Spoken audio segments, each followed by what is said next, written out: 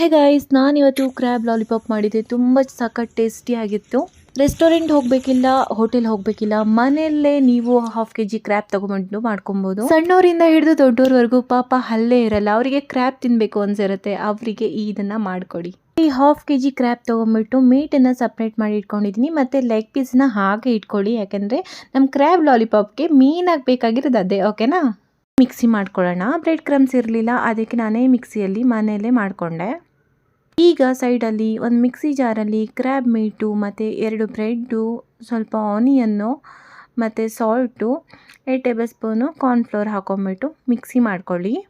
Crab ಮೀಟನ್ನ ಏನು mixie ಹಾಕ್ಕೊಂಡಿದ್ರಲ್ಲ ಅದನ್ನೆಲ್ಲ ಒಂದು ಬೌಲಿಗೆ ಹಾಕೊಂಡ್ಬಿಟ್ಟು ಒಂದು ಹಸಿಮೆಣಸು 2, ಸ್ವಲ್ಪ ಆನಿಯನ್ನು ಸಣ್ಣದಾಗಿ ಕಟ್ ಮಾಡಿ ಹಾಕಿ ಮಿಕ್ಸ್ ಮಾಡಿಕೊಂಡೆ. ಅದಕ್ಕೆ ಜಿಂಜರ್ ಗಾರ್ಲಿಕ್ ಪೇಸ್ಟು, ಅರಿಶಿನ, ಚಿಲ್ಲಿ ಪೌಡರು, ಗರಂ ಮಸಾಲ ಮತ್ತು ಪೆಪ್ಪರ್ ಪೌಡರು, ಜೀರಿಗೆ ಮತ್ತು ಕಾರ್ನ್ಫ್ಲೋರ್ ಹಾಕೊಂಡ್ಬಿಟ್ಟು ನಾನು ಮಿಕ್ಸ್ ಮಾಡ್ಕೊಳ್ತಾ ಇದ್ದೀನಿ. ಸಾರಿ, ಇನ್ನೊಂದು ಹೇಳೋದೇ ಮರೆತುಬಿಟ್ಟೆ.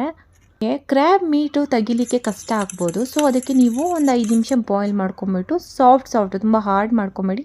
ಆವಾಗ ಕ್ರ್ಯಾಬ್ ಮೀಟನ್ನ ಸಪ್ರೇಟ್ ಮಾಡ್ಕೊಳ್ಳಿ, ತುಂಬ ಈಸಿ ಆಗುತ್ತೆ. ಒಂದು ಮೊಟ್ಟೆನ ನಾನು ಒಂದು ಬೌಲಲ್ಲಿ ಹಾಕೊಂಬಿಟ್ಟು ಅದನ್ನು ನಾನು ಇವಾಗ ಕೋಟಿಂಗಿಗೆ ಯೂಸ್ ಮಾಡ್ಕೊಳ್ತೀನಿ. ನೋಡಿದ್ದೀರಾ, ನಾನು ಕ್ರ್ಯಾಬ್ ಶೇಪಿಗೆ ಮಾಡಿಬಿಟ್ಟು ಅದು ಮೊಟ್ಟೆ ಇದರಲ್ಲಿ ಡಿಪ್ ಮಾಡಿಬಿಟ್ಟು ಒಂದೊಂದಾಗೆ ನಾನು ರೆಡಿ ಮಾಡಿಕೊಂಡೆ. ಬ್ರೆಡ್ ಕ್ರಮ್ಸ್ ಮೇಲೆ ನೀವು ಸ್ವಲ್ಪ ಅದನ್ನು ಉರುಳಾಡಿಸ್ಬಿಡಿ. ಮತ್ತು ಇದೆಲ್ಲ ರೆಡಿ ಆದಮೇಲೆ ನಾನು ಒಂದು 20 ನಿಮಿಷ ನಾನು ಫ್ರೀಝರಲ್ಲಿ ಇಡ್ತಾಯಿದ್ದೀನಿ.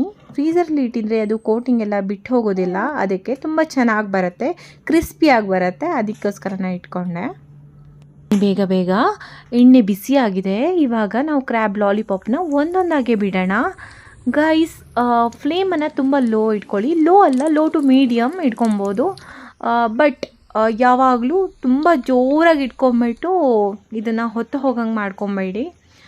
ಇದು ಫಸ್ಟು ನೋಡಿ, ಗೋಲ್ಡನ್ ಕಲರ್ ಆಗಿದೆ. ಇನ್ನೇನು 1-2 ಮಿನಿಟಲ್ಲಿ ನಮ್ಮ ಕ್ರ್ಯಾಬ್ ರೆಡಿ ಆಗೇ ಬಿಡ್ತು.